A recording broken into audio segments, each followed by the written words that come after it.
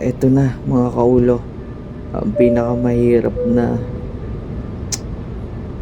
Pupunta nga pala ako ngayong Canada.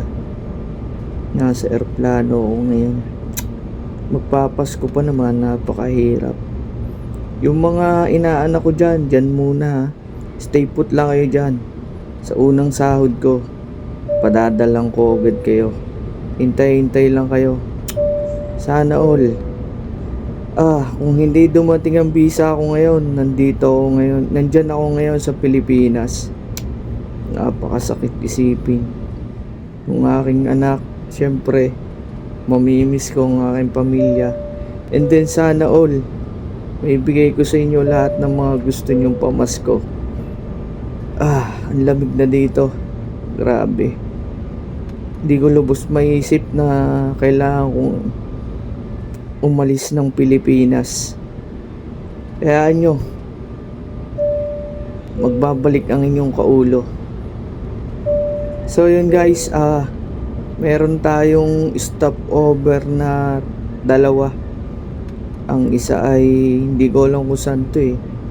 Pag nakita ko yung ticket, sasabihin ko nga pala sa inyo. Medyo palamig na ng palamig dito. Nakabonit na nga pala ako. Ayan, sana all talaga. And then gumamit na rin akong bandana dito. Tapos nag-jacket na rin ako.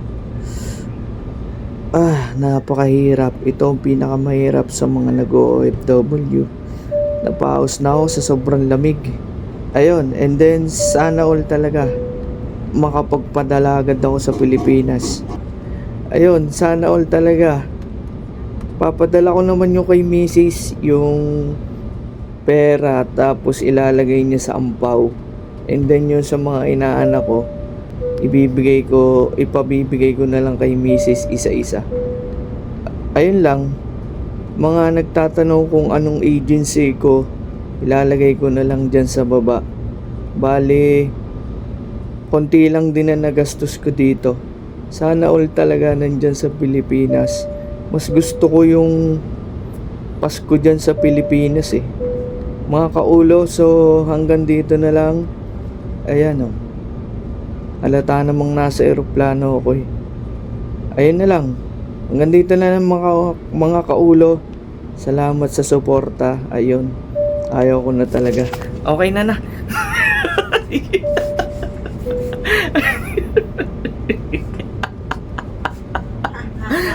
Outfit check.